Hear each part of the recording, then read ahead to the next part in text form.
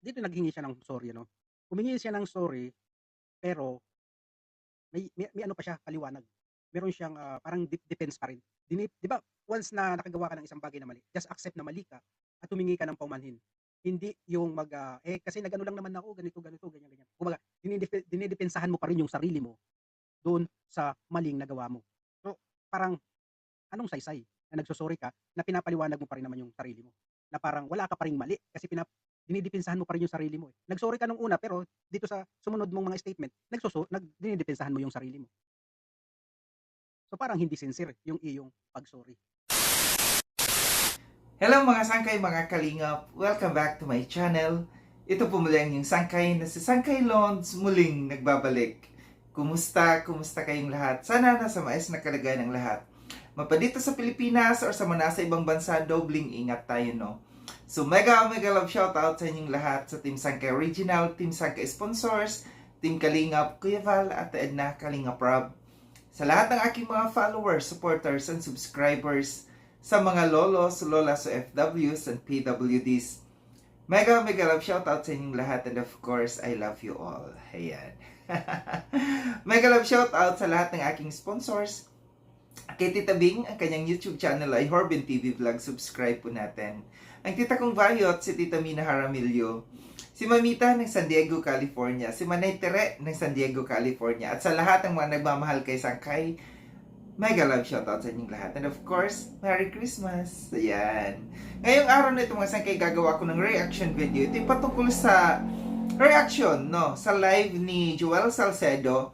Patungkol doon sa paghingi ng paumanhin or paghingi ng sorry na pag-apology ni Jubilito TV official para sa kay Robilin. Ano? So, pakinggan natin itong live na ito ni Joel Salcedo. Then after natin na mapakinggan, magbibigay ako ng opinion or kuro-kuro patungkol dito. Tara mga sakay, mga kalingap, pakinggan natin.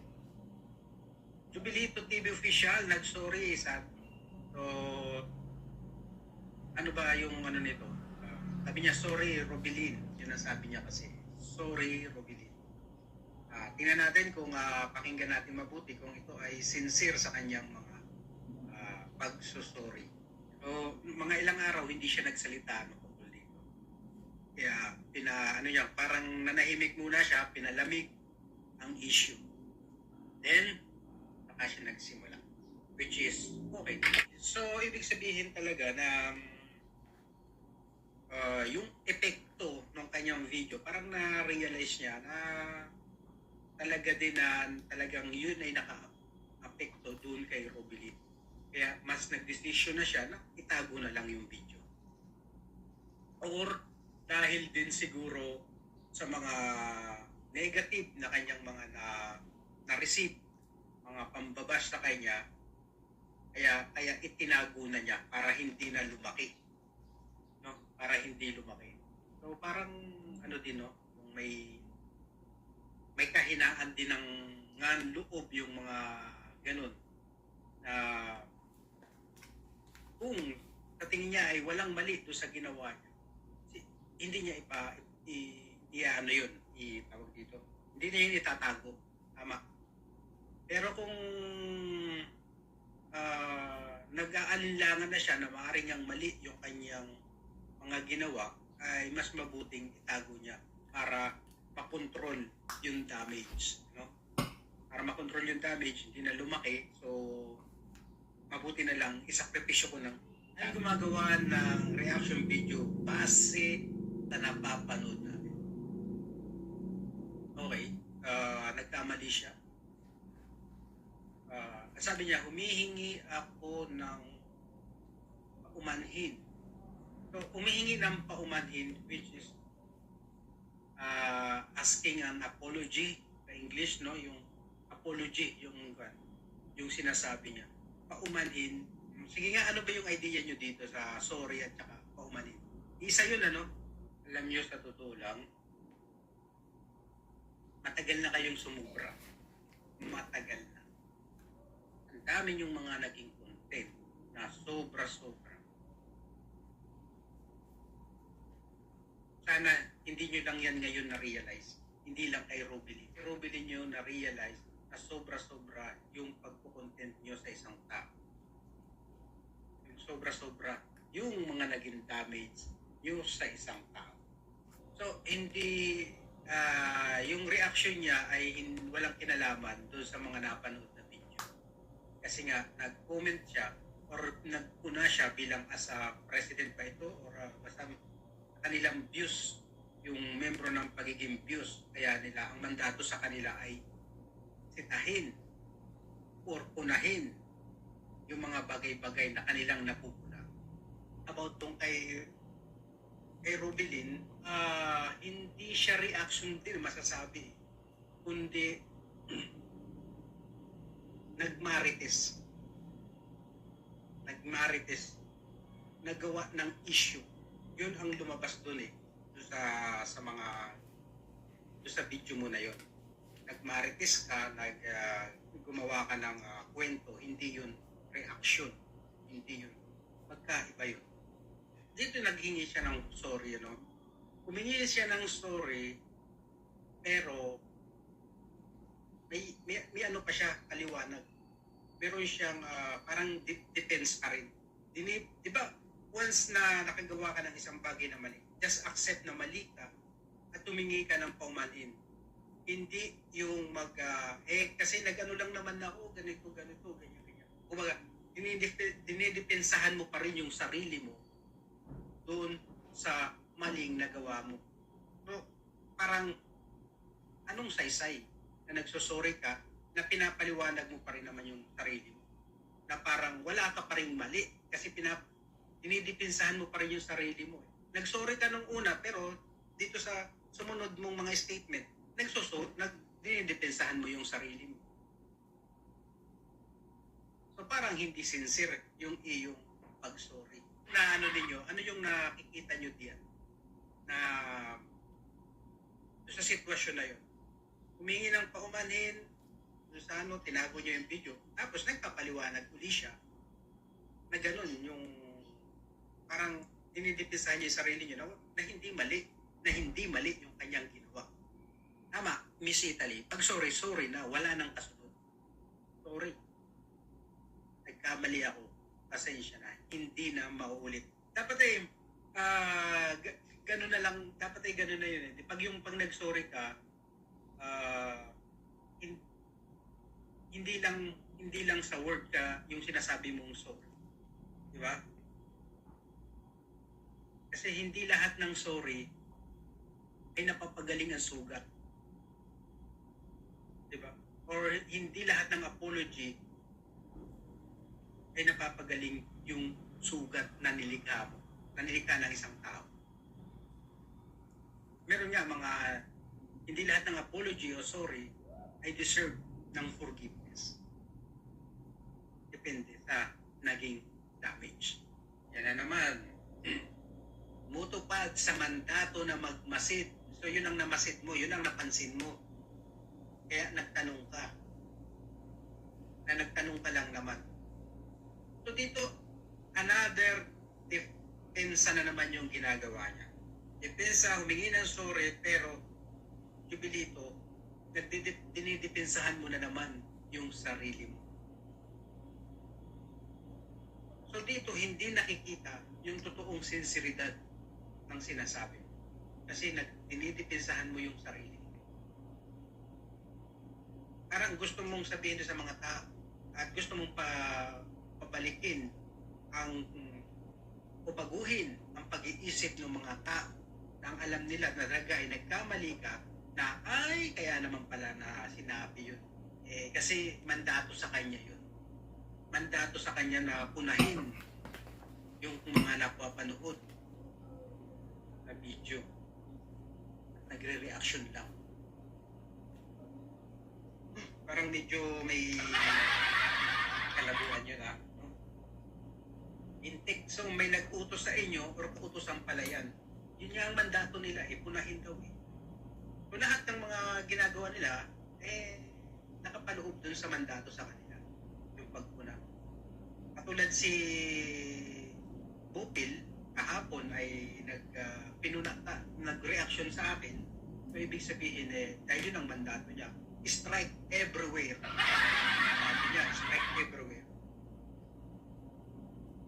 everywhere. Ako, strike only one. Ano strike? Strike only one. Strike lang ako sa Kalingap. Ayaw everywhere ako. Stick to one. So yung mga sangkay, mga kalingap, at tinapakinggan no, yung komento or yung live nito ni Joel Salcedo patungkol dito sa paghingi ng apology, paghingi ng sorry ni Jubilito TV official no sa kay Robilin no sa pag-content niya kay Robilin at saka kay Bente Boy. So sa umpisa okay si dito sa kanyang habang nakikinig siya doon sa upload ni o sa paghingi ng apology ni Jubilito. Okay si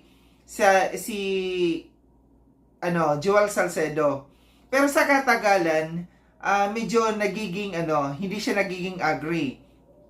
So dito no, sabi niya hindi niya matanggap yung pagdepensa pa ni Jubilito sa kanyang sarili. Gusto yata ni Joel Salcedo na pag naghingi ng sorry, sorry lang. Huwag nang magsalita pa ng kung ano-ano. Mali naman yon, no? Tanggapin na natin yung tao na nanghingi ng sorry, no? Naglakas ng loob yung tao na mag-apology dahil nga napuruhan siya dito. No? Huwag mo nang batikusin pa kasi ang mahalaga dito, nanghingi na ng sorry yung tao. Nagpakumbaba na yung tao sa kanyang nagawang kasalanan, na-realize niya na nagkamali siya. No? Ang ayaw kasi dito ni Joel Salcedo, yung didepensahan pa, ipapaliwanag pa ni Jubilito kung bakit niya nagawa yung pag-content na yon. Mali naman yon. Ako agree ako doon sa mga binitawang salita dito ni Jubilito no, na pagpapakumbaba, inamin niya na siya nagkamali, inamin niya na naapektuhan siya, yung kanyang YouTube channel na apektuhan dahil sa pag-content niya dito. Okay na yun. Ang importante dito, nanghingi ng sorry, nag-apology yung tao, naglakas ng loob na humingi ng kapatawaran at naamin at na-realize niya na nagkamali siya. That's it. 'Di ba? Para naman wala namang naging problema dun eh. Wala namang may umangal dito eh. Na pamilya ni pati nga sa buong pamilya ni Robilin nanghingi ng sorry dito si Jubilito. Pero bakit si Joel Salcedo siya pa ang mas nagre-react dito sa ginawang pag-apology dito ni Jubilito. Siguro disappointed si Joel Salcedo kasi baka iniisip niya na tuluyan na masisira si Robilin dito sa Kalingap. Baka akalain niya, pagkakataon ko nito para mapasok ko, mawakwak ko si Robilin. Nagkamali ka, Joel Salcedo. hindi natuloy. No? Iniisip siguro ito kasi si Joel Salcedo, no? Lahat talaga ng nakikiepal siya dito sa Kalingap, no? Wala nang naging tama para sa kanya ang lahat ng ang ginagawa dito sa Kalingap. Lahat meron siyang puna. Lahat meron siyang batikos. At saka alam niyo si Joel Salcedo, para siyang yung nakangangalang lagi. Nakanganga lagi na nag-aantay na mayroong mahulog sa bungangan niya. Ibig sabihin, nakanganga lagi, nag-aantay siya na magkaroon ng problema dito sa Kalingap kasi gagawa siya ng reaction or babatikusin niya ang magkakaroon ng problema dito sa Kalingap. 'Di ba? Nakaabang lang lagi siya sa Kalingap, no? Dito yung wala talaga siyang ibang ma-content, no? Kundi yung Kalingap. Kasi pag nagko-content siya ng Kalingap, meron siyang views. Aminin man o hindi, nakita na natin dito sa YouTube channel ni Joel Salcedo, no, na pag nag-content siya nag-charity na nga yan, nagpabahay, pero walang views. Ni 100 views, hindi nakaka 100. Pagka nagko-content siya ng iba, na hindi Kalingap. Pero pagka dito sa Kalingap, kaya ganito si Joel Salcedo, nag-aabang lamang na magkaroon ng mali dito sa Kalingap kasi diyan siya umientrada kaagad. Di ba? Alam niyo na yan kung ano si Joel Salcedo. So, nag-aantay din si Joel Salcedo na merong mga beneficiaries ng Kalingap na masisira at aalis sa Kalingap dahil sasaluhin niya, wawakwakin niya. Aminin, totoo yan, no? So, dito sa kay Robilin, nag-abang siya na akala niya siguro si Robilin ay bibitawan ng Kalingap sa naging issue na ito para siya naman ang mag-take over. Kaso wala eh. Nagkamali siya. Hawak ni Bente Boy si Robilin. Hindi mo mawawak si Robilin, no? So, gaya dito, nagsabi ko dito, naghingi na ng sorry yung tao, nagpatawad na, nanghingi na ng tawad, nagpakumbaba na, okay na yun. Ang mahalaga, no, na-realize ni Jubilito na meron siyang pagkakamali dito sa kanyang nagawang pagko-content sa kay Robilin. Di ba? Tama na yun. Huwag na dapat batikusin pa. Pero wala tayong magagawa eh. Content ito ni Joel Salcedo eh. Dito kasi siya nagkumikita eh. Dito siya nagkakaroon ng views pagka meron siyang binabatikos dito sa Kalingap.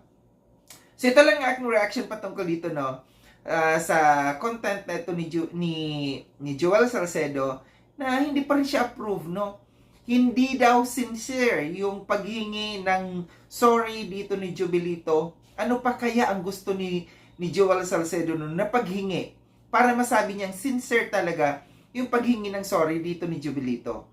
So muli, maraming salamat mga sangkay sa panonood. Sa mga hindi pa nakapag-subscribe kay Sangkailon, subscribe niyo na po ako. Click yung notification bell para updated kayo sa lahat ng mga videos na aking gagawin. Like and share itong video na ito mga sangkay. Kita-kits tayo ulit sa susunod na video na aking gagawin. Ingat kayo sa ang dako ng mundo mang kinaroroon. Paalam ng mga sangkay, mga kalingap. Paalam.